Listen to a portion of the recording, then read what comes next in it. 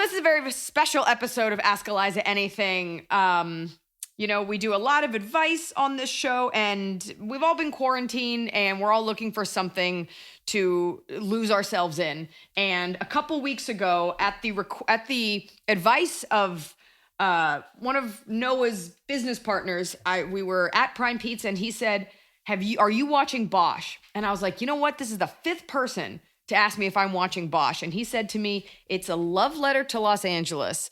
And as a Los Angelino who is a transplant, I came from somewhere else, I still love seeing Los Angeles in stuff because I'm like, oh, I've been there. I've seen that. And it's a basic thrill, a childlike thrill, but I still get it. And I started watching it and I fell in love with Bosch. And subsequently you, Titus Welliver, you are our guest today. Thank you so much for being here. No, thank you for having me. Thank you for having me. Oh my goodness. So we, I started watching Bosch and I went on this Twitter rant about how much I love the show. And I always feel like with Twitter, unless you're saying something offensive and getting canceled, nobody really listens to you. I know. And I couldn't believe, I really just did it as an exercise. Typically I'm ranting about something I hate, like Sprint or ADT. And I was just setting something positive out there, and I got like Michael Connolly's daughter wrote back, and then other fans of the show. Yeah, and I was like, oh my God, I can't believe I exist. It was an existential exercise. And my publicist was like, why don't you reach out? So we did, and you were so gracious to be here. Now, you've done so many interviews about Bosch, about your career, so I don't want to bore you with the basic questions that other people have been asking you forever. Because I know. You're like, I'm here. Yeah, I'm here. Whatever you want to ask me. It's all going to be Bosch related. Because we went out to the fans of the show, and you've got a lot of diehard fans. And so we're just going to dive right into it. And I did read your Wikipedia page, but I won't bore you with me regurgitating what I read on it. There are some inaccuracies. It's always seems to be the go-to thing, particularly with interviewers. They go like, oh, let me just do some quick homework on the Wikipedia thing. And then they got my age wrong. They talk about my personal relationships things. And I'm like, yeah, don't really want to. That's exactly why we're not doing it. Also, story of my life. I get a lot of questions about my feet and my hobbies. I'm like, some nerd put it on Wikipedia. I'm like, oh, it must be true. So pass on that. So we're going to get into all things because you are, you've been acting for so long. You're a professional. You've had this long career with all of these esteemed shows and roles, and I've watched all your interviews. So the Vaughn Law asks, would love to know your process for becoming this character and how you balance making it your own, bringing Bosch into this time and staying true to the original character from the books, Vietnam versus Gulf War, changes in the timeline, relationships with Eleanor, etc. Well, a lot of those decisions were sort of made in the grander scale of things. If we were to have done a straight adaptation of the books, we would have been doing a period piece, and we would have, it would be more almost like a mini series kind of thing. He's of the Vietnam War era. In the chronology in the books now, he's retired. He's in his near, sort of mid to almost pushing into late 60s. So the decision had to be made, where are we going to find Harry at what age, at what point in his career? And they kind of knocked his age back a bit with me, meaning we find him on the show sort of late 40s, which is not that far off from my age. I mean, I'm 58 years old. Really? Because Wikipedia said you were 72, but look amazing. I'm 172, and I have a great surgeon. Must be all that ginkgo biloba I take in the morning. So when they decided that they would update it and keep it, present and not follow the books chronologically, and rather than to just sort of take the source material from certain books, combine it and not do straight adaptations, which I think was actually kind of a smart thing to do. It's tricky because, you're never going to make every single fan, particularly, the diehard fans. The span of his, it's enormous, the global appeal and how many people love Mm-hmm. Michael's books. Never going to make everybody happy. And I get that, because as a reader myself, I form my own sort of prejudice and physical, ideas of characters in books. But anyway, the long and the short of it was that I felt, certainly based on the script that Eric Overmyer had written with Mike Connolly, that the character was very, very clearly defined. And I had a short period of time to kind of jump in and prepare for it. Really short period of time. Can you talk about that a little? Well, I was shooting one of the Transformers movies, and so I was all over the United States, and ultimately finished the film in Hong Kong. So my availability was kind of tricky. I kept trying to set this meeting and everything, and I lost my phone, and then I was in Hong Kong, or I was in Michigan or Chicago, and that was months and months and months. So when I was finally cast as Harry, I asked Mike, what are the best books that I could read, and to get into this guy's head. Although I thought that he was very clearly defined in the pilot script, and he said, the truth of the matter is that there's a common thread of who he is throughout the books. So you can jump in anywhere, and you're going to know who this guy is. So he suggested I read City of Bones, which was the first book in the first season that we took from, which was the episode with the Bones, Jason Gedrick. Yes, exactly. Or the season with him. The Bones case of the kid found who'd been murdered up on the hill. So I had the opportunity I had a really, really long ass flight from back and forth from LA and Hong Kong. So I was able to read City of Bones a couple of times.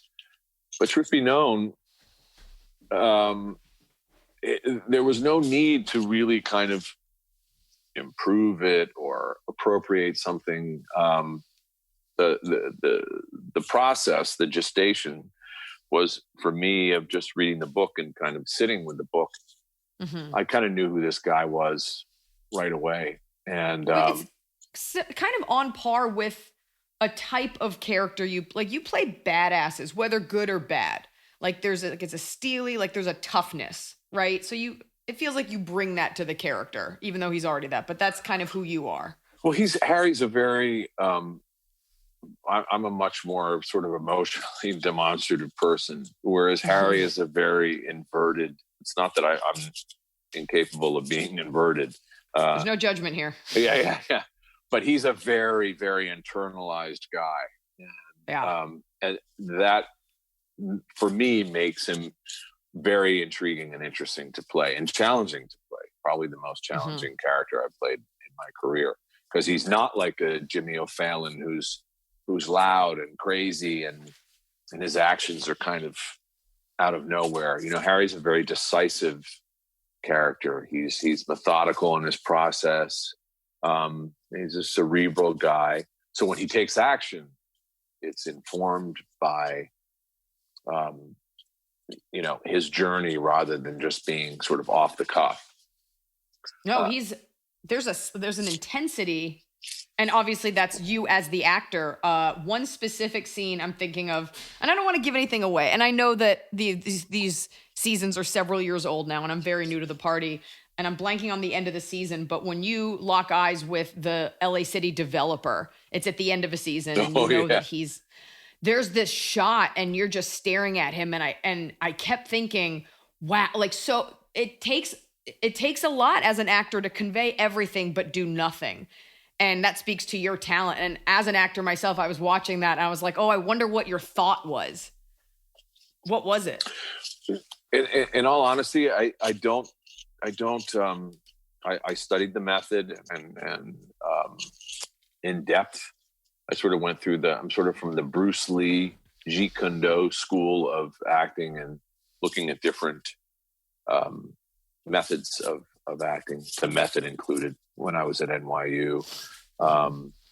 Little bit of Neighborhood Playhouse, Little Circle in the Square, Strasberg, Adler, and then eventually connected with Dave Mamet, who's different from everybody. Mm-hmm. And so I found that I wasn't able to draw from personal experience in my life to inform performance or inspire an emotion. And in that moment, I was just sort of thinking about, this is the guy that killed Harry's mom. Mm-hmm. And the Spoiler idea, alert, folks. Well, that's okay. But no, the idea being that here's this thing that has informed his life to the extent that he became a cop, and chose to become an advocate for victims of violent crime, because he was a victim of a violent crime, the loss of his mother, and has this wonderful moral compass. But you have to imagine that this thing has been percolating, in a volcanic emotion with Bosch since he's 12 years old, and suddenly he's put it all together, and he's looking at the guy who actually, was the last person to be with his mother and took her life. Long time coming. And I thought, oh, this is tricky because, you didn't want too much hand wringing and mustache twirling, but it had to be that thing of Harry where you would see that. For me, I wanted to convey that the audience might have a sense of concern for Harry, that this could be the catalyst for him going over the line. Right. And I think, and I don't know, look, I've seen that scene maybe 2 times. Okay. So, but people have remarked about that in the past, and that was something that sort of consistently people say, yeah, you sensed his seething, but also I thought, if Harry was alone with this guy right now, would he act out? Would he take his life? And my simple response was, don't know. I don't know, because he doesn't really break the rules. He bends the rules. He doesn't break them. Well, he was given the opportunity. He was alone with him in the tunnel. Mm-hmm. And the man shot at him. So Harry would have been completely within his right to defend himself and kill him. And yet he chose to not kill him. So he could rot in jail. And that's a sweeter revenge. Are those tunnels real? This is in the show, for those of you that don't know, they go underground one of the hotels, and there's all these tunnels that used to connect to like an old subway line. Were those real? Was that set decorated? Is that a thing? No. That was 100% real, and several stories underneath Los Angeles. And so we had to have these EPA guys and stuff down there with us that were constantly taking oxygen readings and everything, because they would sort of, at a certain point they'd say, okay, everybody needs to go back up top because there's no genuine air circulation. Those tunnels are ancient. I'm trying to think if we even. My recollection is, no, that entirely was shot on location. There was only one little piece that we faked, which was the building by Angel's Flight, that Harry comes up out of that subterranean thing. That was built. We built that little building there for them to come out of. This is a small thing only because that episode is fresh in my head. Because my husband and I power watch like 4 to 5 solid hours of Bosch a night. Good Lord. And my hope was that I would finish it before this interview, but I have half a season left. Okay. That little building that was built, there was no lock on the door on the outside. And I thought to myself, that would have been overrun with homeless people if it was unlocked. So I knew that wasn't real. Yeah. Caper solved. No, I know. And the thing is that Chester, who's our designer, he does such an incredible, he builds these sets sometimes, and I'm just kind of staggered by how seamless it all is. For instance, there's no basement in the Alamo. No, that's a Pee Wee Herman reference and joke. Right. There's no basement in the stilt house that Bosch lives in. So we had to, Chester designed this really cool basement with a trap door and all that, so that we had a place which it made perfect sense for Harry, which he always says, somebody says, "Oh, this is a great place. It's a great view." And Harry says, "I didn't buy it for the view. I got it because there's one way in and one way out. One way out." And so all that culminating into that kind of almost sort of straw dogs witness siege of them coming to Harry's house and then him dropping down into the basement. That was all a set. That whole basement thing was all built. And then we built a little box set underneath the house for Harry to come out of so that the dog could come running out and Harry could take out the bad guys. I remember. Oh, go ahead. No. It's just one of my favorite sequences. So a couple of things about that. One, I live around I know where that house is because I figured it out of the left side of your periphery in that house. There is this FBI safe house up on one of the ridges here in the hills. I live on the other side of it, but I was able to sort of triangulate where that is. And then I found out you could Google it. So I know exactly where the house is. And I remember thinking, LA houses don't really have basements. So that's cool to know that it was built. That scene, and what I love about this show is the stakes are so high and it creates such suspense. Harry Bosch isn't going to get killed, but you actually think it might happen. Yeah. Like deep down, whether it's you hanging out of the plane or that scene, they're so artfully done. And what I love is that the fight scenes it's never an exhausting action scene. It's you like one shot, it's done. It's so realistic the way it would happen.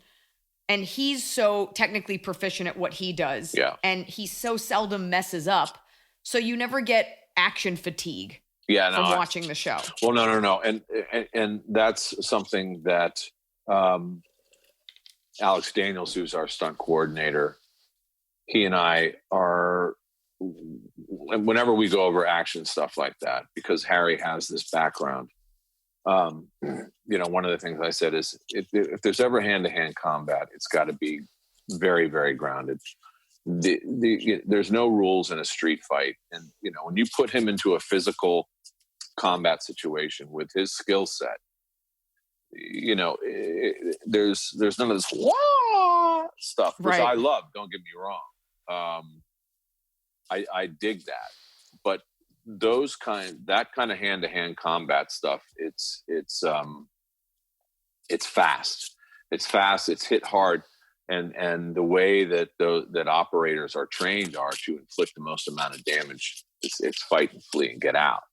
So there's no fat on that, and it can be kind of sloppy. Look, I mean, I love the hand-to-hand sequences in the Bourne movies. I mean, that's those things are ballet and they're beautifully choreographed.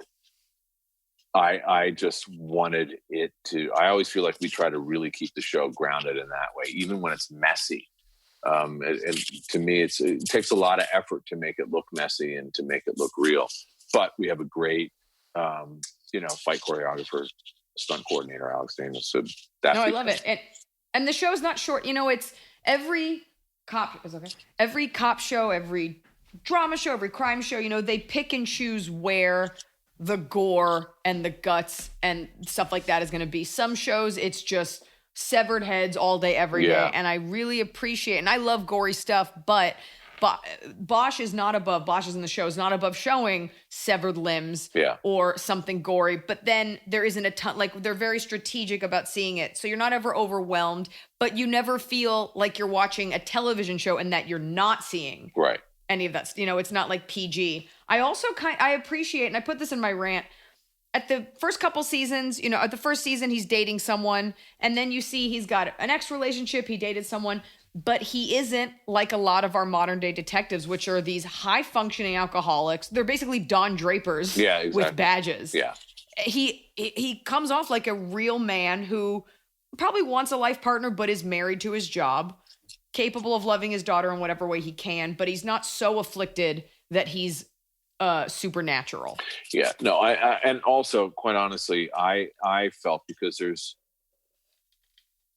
there's always the attempt. I mean, the relationship, the Brasher-Bosch relationship was interesting because Annie Wersching, first of all, brought so much gunpowder to that role, and you saw what was kind of sweet was you saw Harry in a almost odd schoolboy way be smitten with this woman. And so that when she crossed the line, it was such a source of disappointment and heartbreak for him, because he really obviously was growing closer and closer and closer to this woman.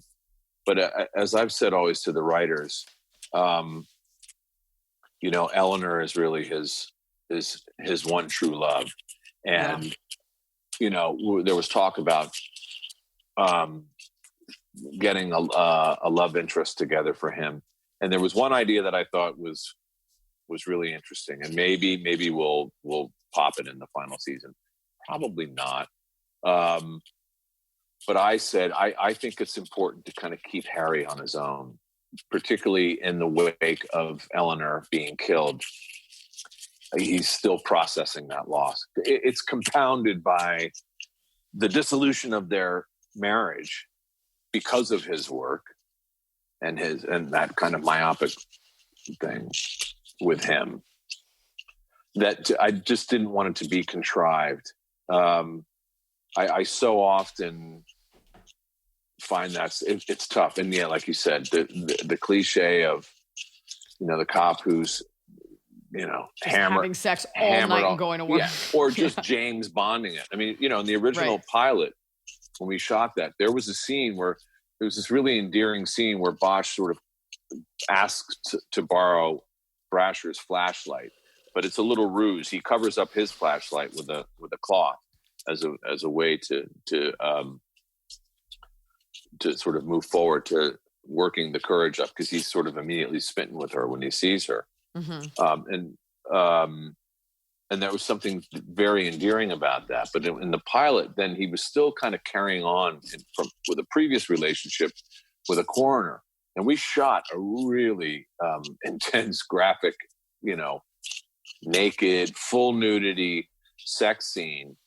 But it was almost like a smash cut from him doing this really sweet gesture of hiding his flashlight so that he could borrow hers and engage her, to major, acrobatic sex scene. And I always felt that it didn't work. I just said, it makes him seem like he's not that guy. He's not that guy. He seems like kind of a scumbag player. I mean, he's not James Bond, No, he seems to me like, and take this as you will, like he's your dad. He's your vet dad that needs a woman to soften the rough edges. Yeah. Men get a little bit older, and you want to have a partner in life. He's not out there playing the field. No. No, because that becomes gross. That just becomes kind of like, guys with women that are 20, 30 years, they're junior. Totally. And look, that's also just sort of Hollywood's take on things and society's kind of twisted ideas. And your preference, of course, if we all had our choices. But I like how, and also it wouldn't make sense for him to have that and then everything else be so grounded. But I like him. You root for him. The Afro Clan asks, all the characters on the show seem to be well written and fleshed out. Who's your favorite character besides yours or Coltrane? Who's your favorite character besides yours?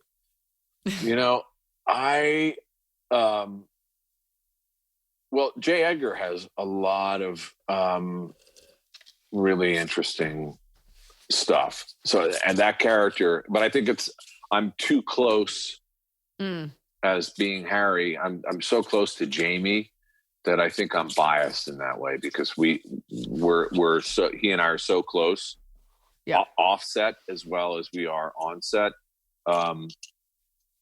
I find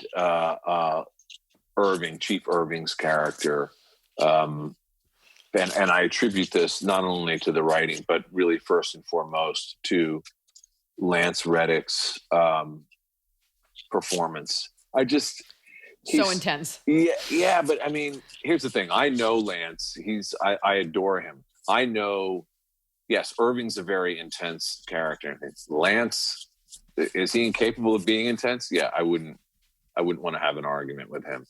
He's first and foremost one of the deeply hilarious people. And he's also, I'm a sci-fi comic book nerd. He's probably 2 steps above me in the sci-fi comic book nerd world. So he and I have conversations, and Jamie Hector's always going like, who are we talking about now? Spider-Man? Right. He's the guy that shoots. It's its own thing. Yeah. He's like, he shoots the webs, right? And we just look at him like, Philistine. Oh, Philistine. I have a question. But that's a deeply nuanced performance and character. And I feel like Lance has injected that character with a level of complexity that I don't even know is on the page. And for me, I would say one of the most staggering moments was when he walks into the bodega when his son has been shot. It was very, very still and very, very measured.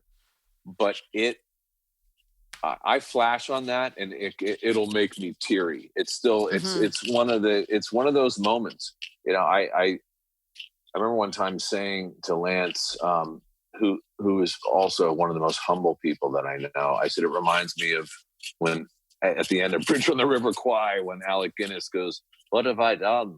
As the bridge is going up. It's just a mind blower. So that's a long-winded answer to who my favorite character is. No, watching that scene, I just remember thinking, what's he going to do? He has to cry. When does this character cry?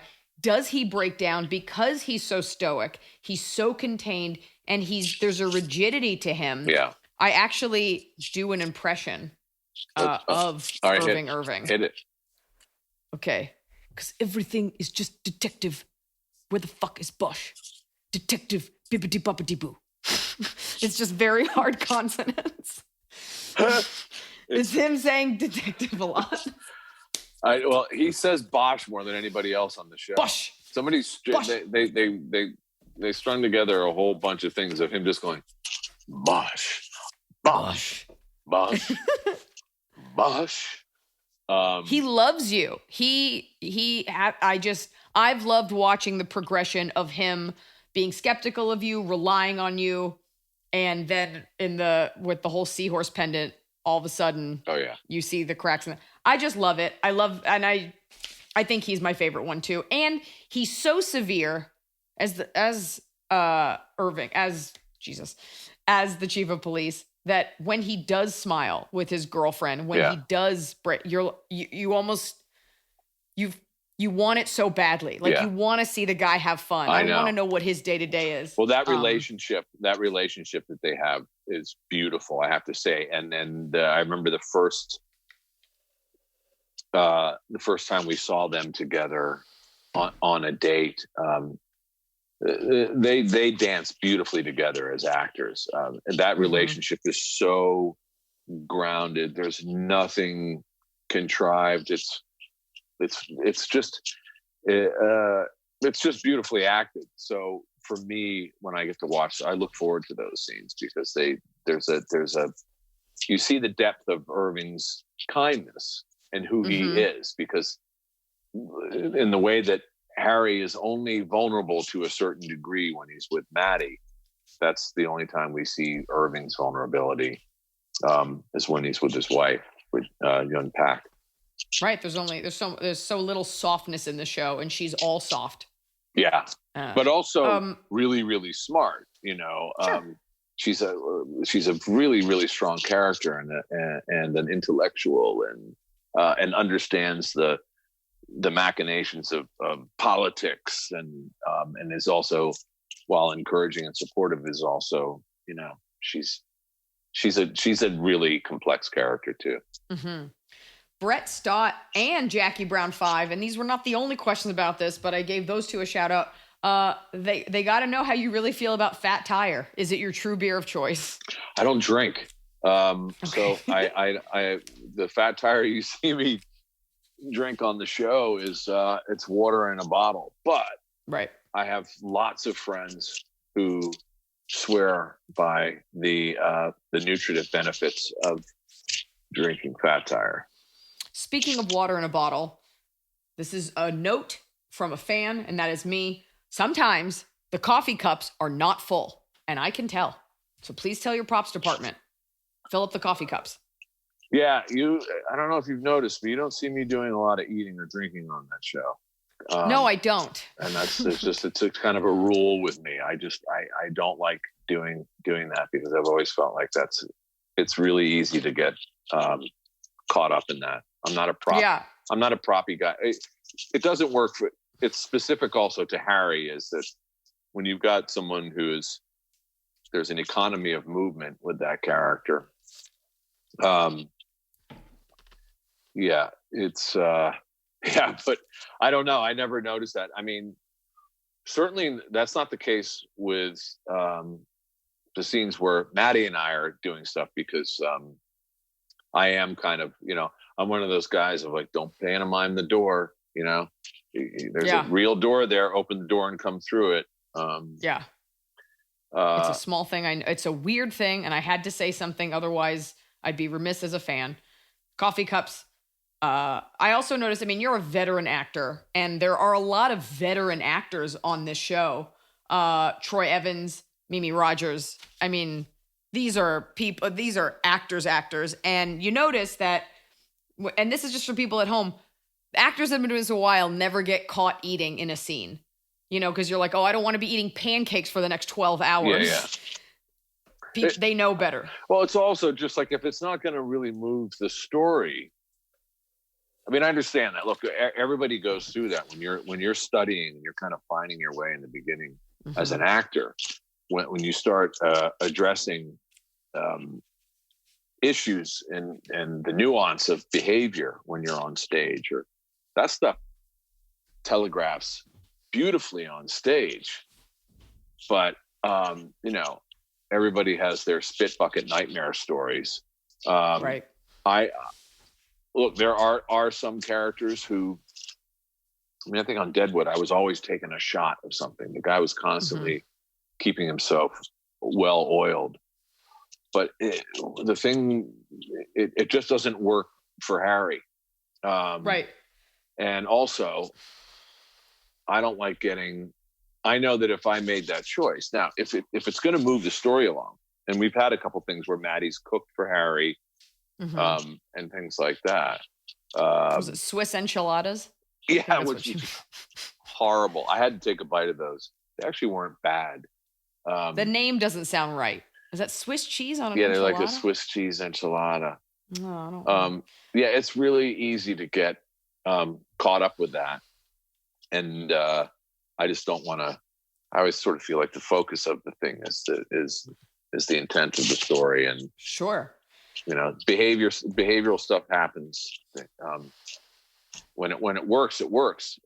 But for me, as an actor, you get too caught up in that, then it becomes really self-conscious and kind of pretentious. And I don't want to watch that as an actor. So I sure as shit don't want to perpetrate that in my own work, because to me, that's a crime against art. So. I did a movie recently, and the final scene we're all eating lobster, and it's one of my favorite foods in the world. Mine and too. None of the other actors were eating theirs, and I was like, "Are you kidding me? I'm not giving up lobster." 5 pounds of lobster meat later, I was like, "I'm so sick," but it was so worth it to have. I would, know what? If you put, are they gonna? Maybe I'll remake that film, because for an excuse to eat lobster. That's my desert island food. Maine lobster and steamers from Maine. So the desert island is right off the coast of Maine. Yeah, because like Ilaho, like someplace where the lobster is plentiful, and there's steamers and quahogs and all the stuff that I need. Write it in season 7. Bosch, the whole thing ends just gorging himself on lobster meat. I'm actually my girlfriend asked me the other day, "What do you want for Father's Day?" And I went, lobster. I want Maine lobster. There's a lobster pound in the little town of Belfast, Maine, Young's Lobster Pound. Shout out to Young's Lobster Pound. Oh, yeah. Okay, I guess that was a shout out, inadvertent shout out. I've known these people since I was a little boy. I grew up eating their lobster. It is, without question, the best. You guys tag him on Instagram. Tell him Titus sent you. Yeah, and I'm gonna call them up and have them FedEx a couple of 1,000 pounds of lobster meat, and I'm just gonna sit there in large sweatpants and just eat. I'm sorry. I love that. I overshared. No, I thought it cut out for a second. I was like, in the middle of his fantasy, my computer cut out. Lynn756 says, what do you like to do when you aren't acting? Now, I know that you paint, and I know your father was a famous painter. Was. So what else do you do besides paint? Or is it just paint? Well, I like riding my bicycle around Venice, where I live. I love riding my bike. The truth of the matter is, I really, I love films. So, the quarantine has been the sort of the optimum use of that kind of amount of free time, watching new films, although there's not a lot of new content, watching films that I didn't see, which means I've definitely watched more than my share of shitty films from the 80s. But revisiting all the great stuff, complete works of Scorsese and Coppola and Kurosawa and John Ford, and that way, I watch a lot of film. I spend a lot of time, even not in the quarantine scenario, and I read voraciously. But my favorite pastime, and this may sound cheesy to some people, is spending time with my family, with my woman and our kids. And who would that sound cheesy to? A monster? That's a very legitimate answer. It's the truth. It's the truthful answer. And I love cooking, which has been the whole thing that's been so much. I love to cook. I don't consider myself a foodie, but I've always loved to cook. And obviously, as things were kind of percolating along with Corona, the idea was, I don't really want to order stuff, because the information was so sort of slow in coming. Yeah. It was like, well, Jesus, if I order a burger, or if I do this or that, then what do I have to? What's the process? And so, I would just run out. Of course, the grocery store became this kind of venture out into the zombie apocalypse, and I would find myself, being really strategic about everything that was on my list, and almost, in an OCD way, graphing it, knowing that, aisles 1 through 7, okay, I'm going to work it from left to right, or, that's got a whole new meaning. So that's really what I do in my spare time. You're a normal guy. Yeah. I like walking in the woods. I've got a place back in my home state of Connecticut that's up in the mountains, and that's really sort of it's very remote. It's in the middle of nowhere, and I like just going there and walking around, and I'm looking forward to getting there. Yeah, to flying anywhere and having a break from this break. I get that question too. What do you like to do? And I never have these. I'm not one of these like weekend warriors. I don't have like, when I'm not jumping out of helicopters, I raise horses. I'm like, I read and I stare at the wall, and I do a lot of breathing, in-home workouts, squeezing my dog. What I love about this show, and it's what sold me on it, it is a true love letter to Los Angeles, but not in the way that we've seen. There's no it's not romanticizing LA, and it's not a fetishization of it. Right. I used to live on Wilcox. So that Wilcox police station was my police station. Yeah. And I put this in my tweet. It really depicts Hollywood for the absolute hole that it is. Yeah, it is. It's people like, oh, Hollywood. You're like, it's disgusting. Yeah. And I say that as a resident of the city. And I do get this excitement when I see a street, when they say Cahuenga or they say a restaurant, because it's real. He does eat a lot on Hollywood Boulevard. Yeah, he does. And that is weird for me, because you don't look like a Swedish tourist. Yeah. And I don't know. He goes to this is part of my bottom of the cup, whatever, but he goes to these places. He does a lot of takeout, but I love the thrill, and it's almost interesting to me. It's like each season sort of explores a facet of Hollywood, whether it is Chinatown or the Koreatown murders, right. you know. He does seem to get around LA with the greatest of ease, because this can't be a show about him sitting in traffic on the 405, which he never seems to hit. But I love how it really depicts LA for exactly how it is. Well, he can light people up and get through traffic. That's true. So that's how he gets through. But yeah. No, we do sometimes. We try to be really aware of that. Of you know, and not turning it into that hysterical Fred Armisen character. I did the 405 to the 204 to the, you know, great, the Californians. Yeah, the Californians. But that's also so true. They're both rooted in such truth. It's 100% true. I've heard 100%. Those conversations, you know, online at the Burger Lounge. And you know, it's like you feel like Woody Allen and Annie Hall. You know, where he's like, I need a large polo mallet.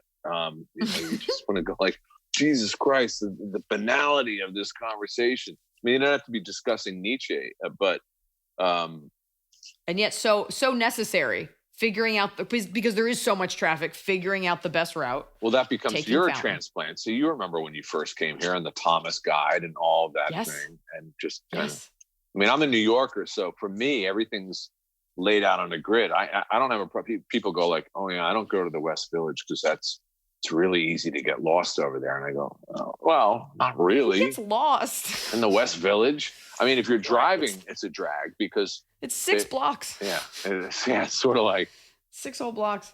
So just speaking all that 7N5K7, that is a Russian sleeper cell handle if I've ever heard one. Yeah. Where is your favorite takeout place in LA, Titus? You live in Venice, so it's not going to be a Hollywood answer, or maybe it will be. Well, Jelena Takeout. Jelena is my favorite place to eat in Venice, hands down. I mean, I live in that spot. There. I'm waiting for them to put a plaque on my favorite booth in that spot. But takeaway? I guess everything's takeaway now. Yeah, well, Cantor's has recently opened up. You can get Cantor's now with Uber Eats because they've got one that's closer. So I love me some heart attack food. You know, yeah. I like a chopped liver sandwich and a big ass bowl of matzo ball soup. Okay, Jewish heart attack food. Yeah, well, it's you know, the first thing I do when I get back home to New York is I make a beeline for Houston to go to Katz's and get a pile of organs with sliced onion on rye bread. Wow. Well, Mamet said a funny thing one time when his sister made a remark about him eating heart attack food. And David Mamet said, it's the food that gave the Jews the strength to defeat the Nazis. And so I went, Dave, really? And he went, well, you know what I mean. You mean the Allies. As a Jew, I'm sitting here, I'm like, well, it wasn't us. Yeah. But America was eating very unhealthy at that time. Yeah. Franks and beans. Yeah, and like chili dogs. You know what? Sugarfish. Really like. Okay. Burger Lounge. Have you ever gone to Burger Lounge? This is the second time you've mentioned it. I've never been, but I've seen it. It's healthy fast food. So, isn't there one on Santa Monica? Yeah, it's like grass-fed burgers, and it's all clean fast food and really good. And their milkshakes are killer. People go Shake Shack, and I go, nope. And it's better. I think it's better. Okay. I think it's better. But what do I know? People are gonna try that. No, they're gonna hear that. They're gonna try that. I vote Greenblatt's over Cantor's. I know this is not a debate. Well, of course, I get that. I agree with you. Oh, that wasn't a shout out to Cantor's necessarily. I'm just saying that we were the other day.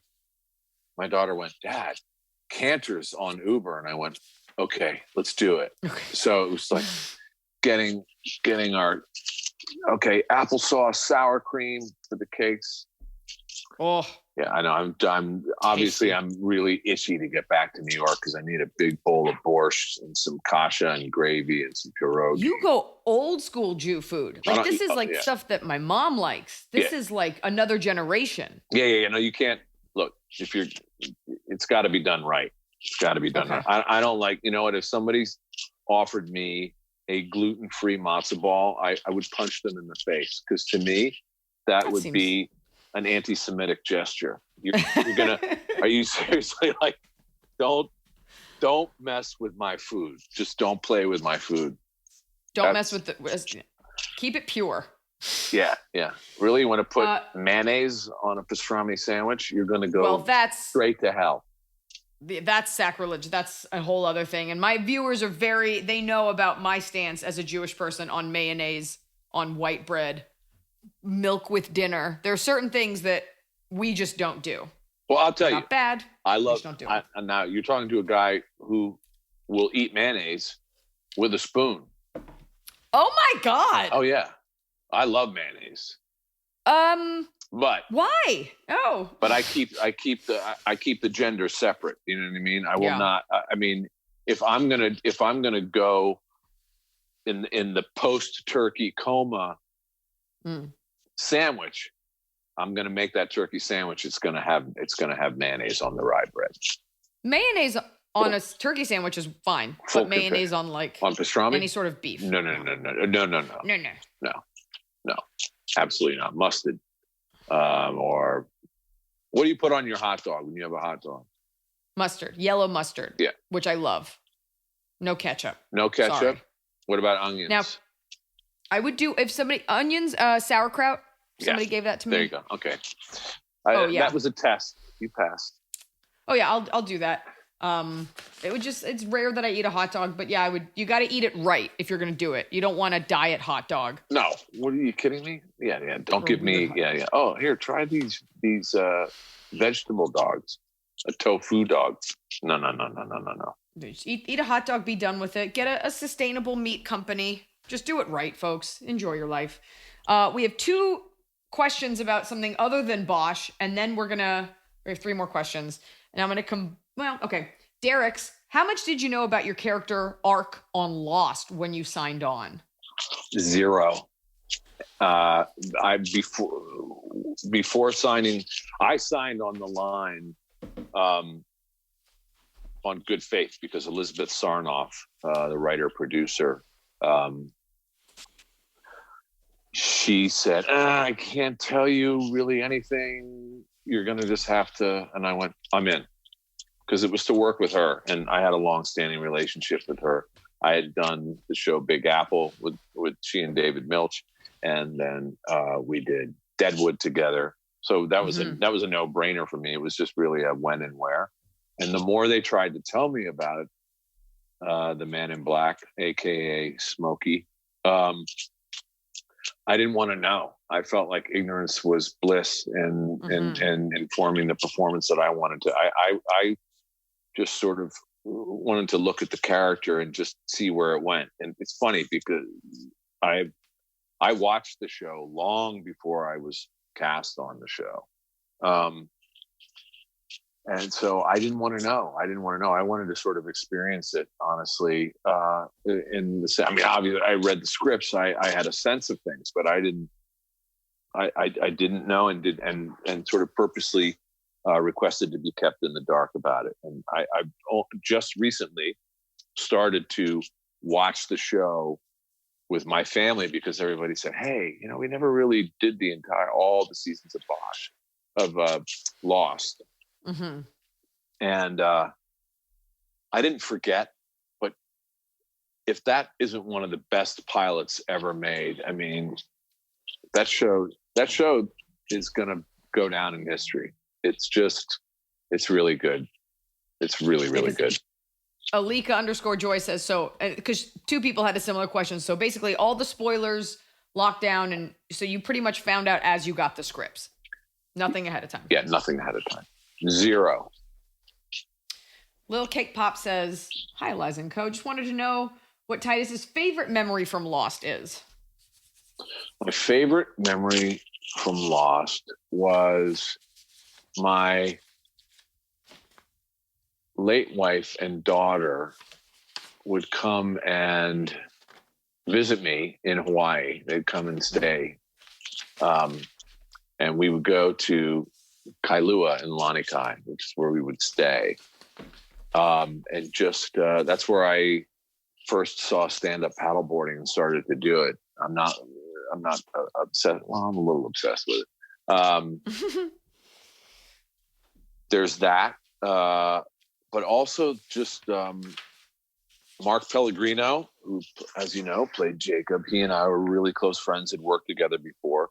And there's really, there's nothing better than working with friends, people that you love. He and I just, yeah, sure. We had a lot of fun. There was a PF Chang's, and we just used to go down there and devour that. Lettuce cups. So good. Rebby.y. We know Bosch loves the classics because we know Bosch loves jazz. But who's your favorite band or artist or type of music? Whatever. What do you listen to? I'm all over the map with music. I listen to classical, jazz, rock, acid rock. I'm really all over the place. Yeah. As far as favorite jazz, I'm that's tough. I'm a Coltrane fan, hence that's why that dog has that name. You picked that name. Yeah. I love that. Yeah, I would. I listen to. I've got sort of Coltrane is kind of in rotation in my playlist. Mm-hmm. Art Blakey, obviously Miles Davis. I love a lot of different kinds of music, but I'm a huge Foo Fighters, Deftones, guy. Stones, Aerosmith. Yeah. I mean, I'm kind of all over the map. I think that's the way to be. I always think it's a little odd. If you're like, what's your all-time favorite movie, favorite band, favorite artist? You're like, who just has the one that they rep for like 24/7? I'm not a genre snob, nor am I an artist snob. I like, is there a good hook? I'm in. Yeah, I'm with you. I don't care. Last two, and then we'll do something else. KP St. Louis 2FL. Most people have little quirks about them here and there. Titus, what's your quirkiest quirk? Wow, Jesus. Super self-reflective. Yeah. That would have to be, you'd have to ask a member of my family, my quirkiest quirk. Or a quirk. I think I have many quirks. I have so many that I can't summon one in my head in this moment. Are you all quirk so much that it's even weirder if you have something normal about you? Are you that quirky? It might be that. I get okay, this would be, they would agree. When I'm cooking, mm-hmm. I get very territorial. Not that I can't if somebody says, hey, put a little more salt or maybe something. It's a physical space thing when I'm cooking. Yeah. And I'm a compulsive. I clean as I cook. Mm-hmm. I cannot bear pots, pans, dishes in the sink. It doesn't matter if my woman and I are having a dinner party for 4 people or 104 people. I will not go to bed until that kitchen is spotless. I can't bear. I just can't bear that. My husband is a chef, and he is the exact same way. It's the second the last bite is done, he's like, I gotta clean it. Yeah. And I am like, oh, I don't know where anything goes. I couldn't possibly help. See, that's naughty. It's particularly after he's slick. But see, that's my thing is I clean as I go, but I'm just like your husband in that way. Once I've finished eating, it is not uncommon for me to get up from the table and say, carry on among yourselves, and start clearing the table. Yeah. Got to clean it up. I can't. No, got to clean the evidence, clear the evidence. I can't sit there. I think it's that thing of, growing up in New York and seeing people, back when you could smoke in restaurants, Oh, eating and then smoking and putting their cigarettes out on their plate and their leftover food. oh, that's horrific. I mean, I will say, New Yorkers, I lived there this summer. It's this city of brilliant people. I was disgusted how many people just throw their cigarettes on the floor. And these are like the great thinkers of our country. Yeah. Everyone's just throw it. So that's my mission, to get New Yorkers to stop doing that. For what it's worth, I like to race through my food so that I can go to living room and watch Bosch. And my husband's like, let's clean up so we can enjoy Bosch. I'm like, let's watch 6 hours of Bosch and then we'll go clean up. See, you married a good man. Yeah, that's it. You married a good man. See, I'm still that thing. I'm like, yeah, before we hit dessert, because that's what my girlfriend and my kid, they're all, it's not that they don't appreciate the meal, savor that thing, but I always can see it click and they go, boom. And they're racing away from the table to get into the cinema room. And what are we watching tonight? That's been the whole jazz of the quarantine, is what haven't we seen? And there's a lot of good stuff. I don't know if you checked out The Sinner, but I heard that was great. I'm getting to that place in Bosch where I'm like savoring it, because we would just consume it and now I know it's almost over. And it takes me a couple days, like with a good book, you mourn the loss of your characters. Yeah. I watched Mad Men all the way through and I missed the 60s. Yeah. Like I missed them, and I'm going to miss you when it's over. You should watch The Sinner. It's okay. It's extremely well written and very, very well acted. Really well acted. And also I recommend The Outsider on HBO with Yul Vasquez, and I heard that was really good also. Yeah, Stephen King. I mean, it's kind of, you got to work hard to mess that up. Can we ask, okay, so this show, Ask Eliza Anything, it's a lot of like life advice, and we keep it light, sometimes serious. So I was hoping we could ask you one or two non-Bosch, just real life questions from people that want you to help them with their lives. Okay. And then we'll do Top of the Cob, and then you can go back to Cantors. We'll release you. So this one, I'll try to condense this, but I'll just read it. And I picked this one because it involves a film set. And if there's one thing among many things, it's behavior on a film set. Sorry, it's not Bosch specific, but it seemed appropriate considering how parties involved are familiar with these environments. Context: right before quarantine, I had a pretty sweet feature film gig. This is a woman as a department head, my dream role. I'm a newbie and the youngest on a set, even if I'm in a position of power. Okay. Everybody else is someone, and I'm a newbie, meaning they're established and usually attached to a well-known A-list project, and they're doing this indie as a personal favor. Not gonna lie, finding a place on set has been hard for me. On one of the last days of shooting before we got shut down, my mom got an awful medical diagnosis, and I got the call on set and stepped away. One of the older producers looks out for me, and she came after me. She gave me a big hug and comforted me, all privately, so I didn't cause a scene.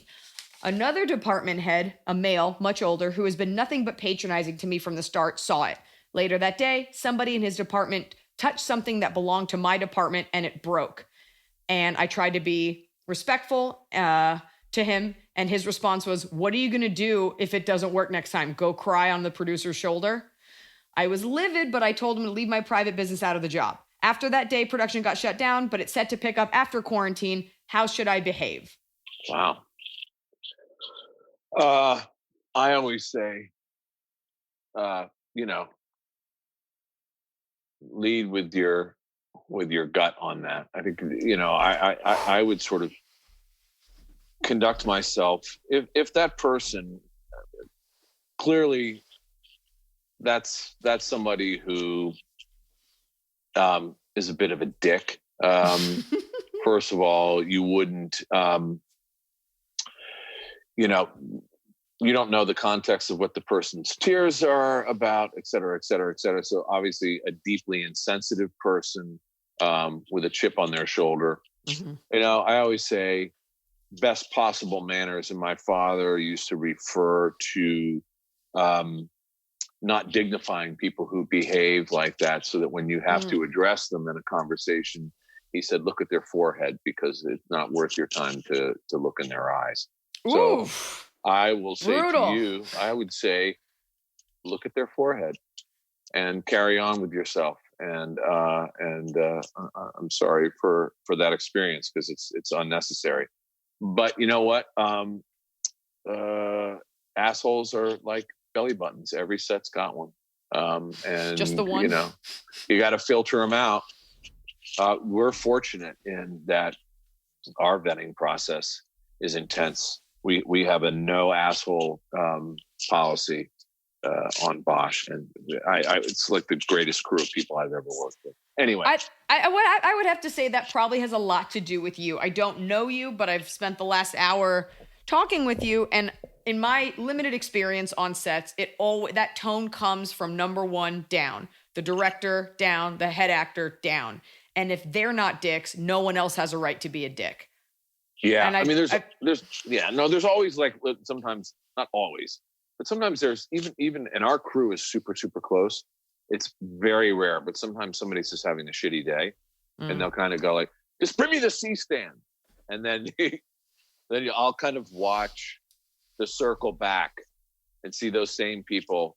And it's very clear that the person's going to say, I'm sorry. You know, I had an argument with, you know, I got a speeding ticket coming to work this morning. I'm in a prickly mood and prickly. Yeah. Look at the forehead. Stare at the forehead. Parallel stare. Don't empower those people. Yeah, parallel stare. You're also fortunate, my 2 cents, you've had this break. The guy probably won't remember that he was a dick. Come back, pretend it never happened, and do the forehead stare. And if he's still a dick, keep forehead staring. But I bet you come back and it's different. And if he wants to go toe-to-toe with you, fucking take I him would that say, dick.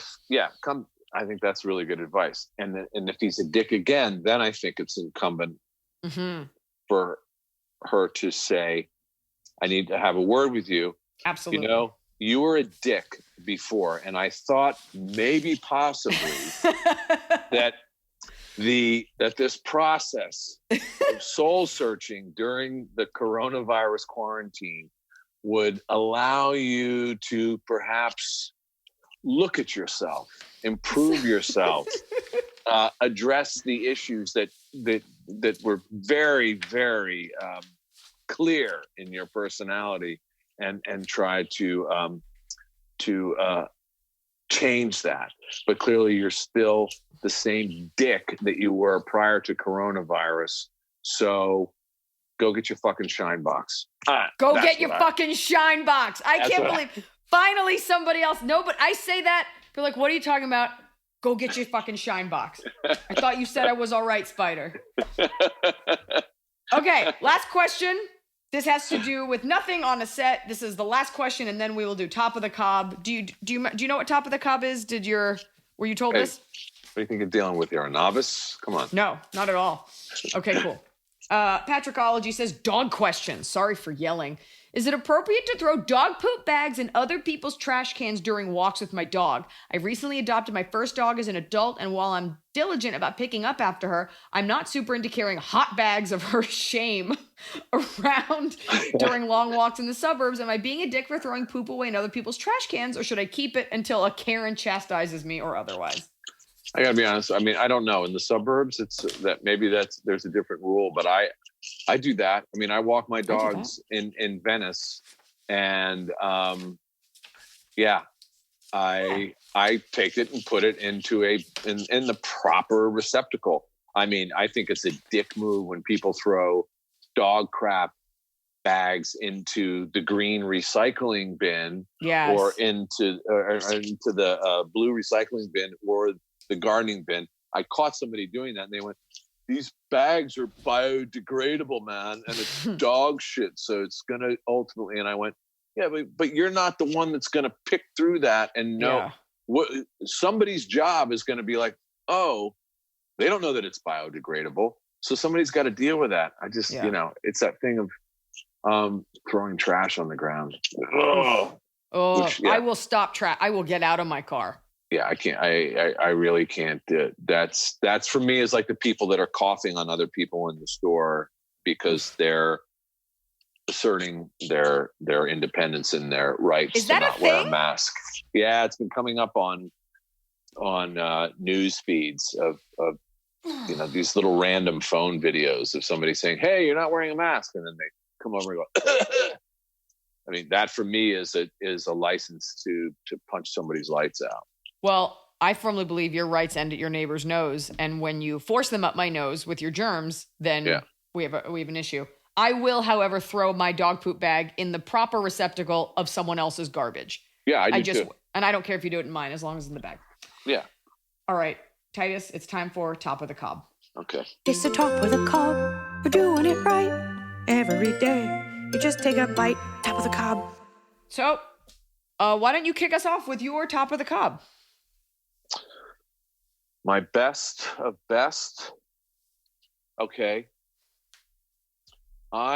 This kind of goes back to what I said before. The top of the cob for me is being with my family, being with the kids, eating big family dinners, and then all kind of hunkering down and watching film or binging a good show and eating really unhealthy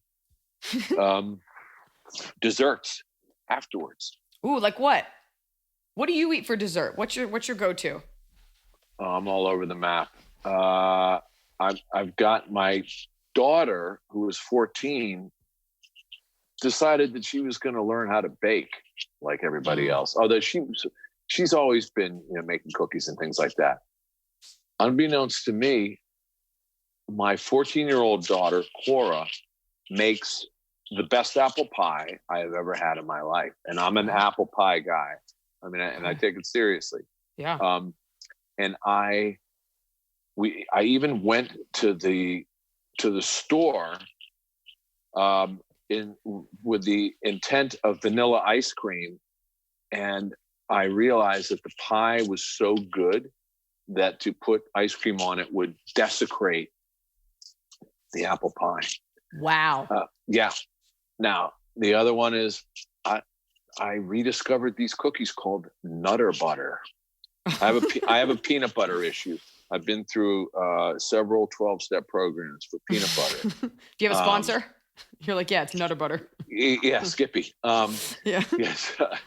A lot of Nutter Butter cookies with milk. I'm just throwing that in there, but not milk with dinner. It'd be too dry. Right. Thank you. It'd be too dry without milk. It's so much peanut butter. Who drinks milk with dinner? Do you know people that do that? A lot of the Midwest, my assistant growing up, and whoever was raised in the 50s. A lot of people do milk with dinner.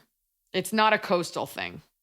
Yeah, I couldn't do it. I mean, my mother made sure that we drank milk because it was calcium and it was good for your bones. But I don't recall we always drank water at dinner. There was always a glass of water.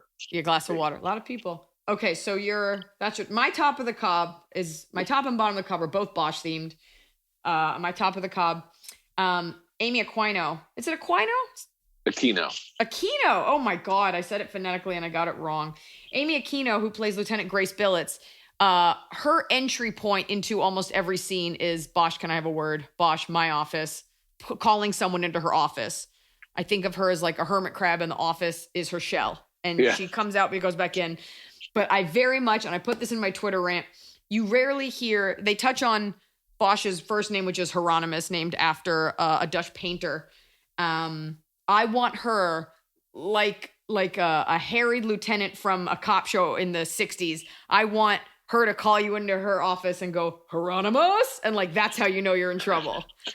And so I say it, I watch, and anytime she's like, Bosch, and she calls you in, I verbally to the TV and my husband go, Hieronymus? Like, she's...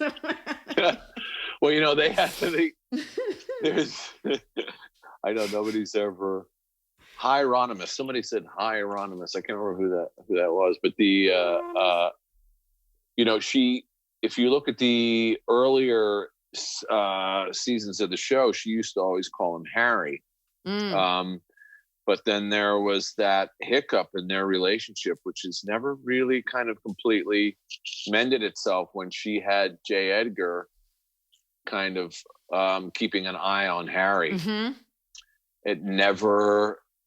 that rift has never completely healed. And if you notice in the writing, she most of the time will address him as Bosch. Hieronymus. Oh, thank you. Oh my God. That's a spin-off show. It's his sitcom. It's his CBS sitcom. Hieronymus. What is your bottom of the cob? Oh man. Okay. So many. Yeah. Bottom of the cob, I have to say, in quarantine has been that I love wildlife more than anybody. Has been the return of the pesky raccoon. Oh. There's so little human activity on the streets that they're like gangsters. They're hanging out in Venice. Mm-hmm. And they're cute and cuddly in Disney films. Raccoon, they're gangsters. Yeah. They're like wildlife OG. And I'm tired of finding shit strewn from one end of the alley to the other because the raccoons are coming down and they're getting, they probably are going through the garbage at MedMen and they're eating the discarded, edibles. And then they're coming down behind my house and tearing up my trash because I live not that far from a creation. And they're having these stoner smorgasbords. and then you try to, I try to go out and go, hey guys, look, everybody's got to eat. I get it. We're all navigating this Corona situation together. And I know, you came down out of the hills, but just clean up after yourself. And raccoons look at you like, fuck you. I mean, really and they chatter at you. They're like, hey, go back in your house. Oh, they're like Mutual of Omaha meets Joe Pesci. They're like, hey, go back in your fucking house. Hey, jerk off. Get your fucking shine box. Wait, see, I got like a fucking pizza crust. Get back in your house. Get in your house. Nobody gets hurt. Oh my God. Yeah, and they have little. I'm gonna shit. I'm gonna take a shit on the hood of your fucking Mini Cooper. You fucking half a cake foot. Get in your house. Half a cake foot. I love how your hands go up because they have dexterous little hands. Oh no, yeah. No, they're very. I love that. I've been flipped off by raccoons. Yeah, they got a lot of attitude, and I'm a New Yorker, so I can deal with it. But they're thugs. They're like the thugs of the wildlife world. They got they have their little masks on. I already got a mask, fucko. See, I don't need to wear a mask. I got a mask here, not here. Yeah. Yeah. They're rough. They're rough. Hey, detective, identify this. Yeah, exactly. Yeah. Go get your magnifying glass over there, Dick Tracy. I love that. I love that. I love the little voices. I've never had raccoons eating my garbage, and I didn't grow up in a wooded area, so I still think they're cute. But I understand the pain, and this is they Venice. seem evil. You know what I mean? Yeah. This is they're selling like loose joints and drinking OE 500 on the corner. I'm like, guys, take it down the street. No, we got families here. You're on their turf. Yeah, exactly. They have little hunchbacks. Yeah, I know they do. Yeah, they're more like these are more like Rocket Raccoon from Guardians of the Galaxy, right? They're not. Their temperament is not unlike that character. Streets made them mean.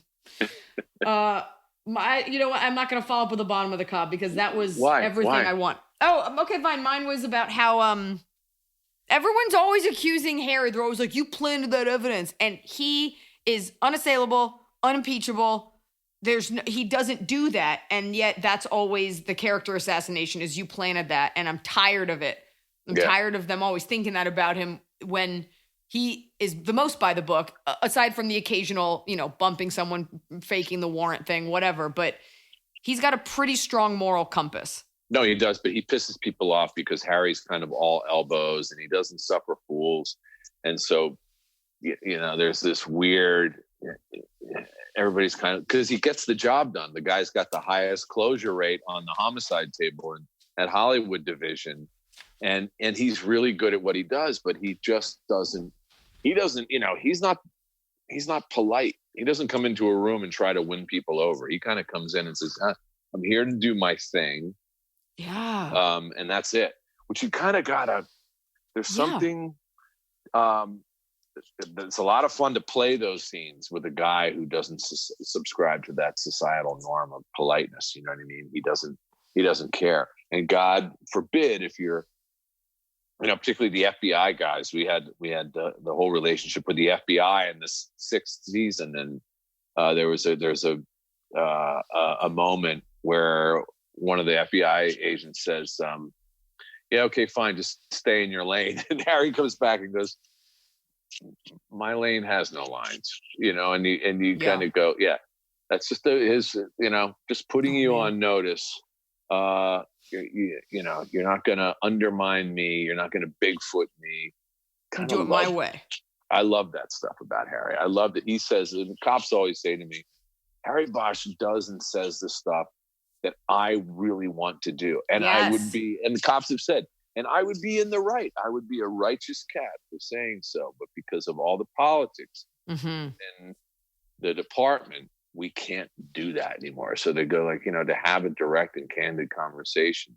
It's, the next thing you know, you're getting a call from IA or, hey, HR got a call about you. And right. Yada, yada. He says the things that people are all saying anyway, but behind closed doors. Yeah. Exactly. I would venture to say I am the Harry Bosch. I am the Hieronymus Bosch of the comedy world.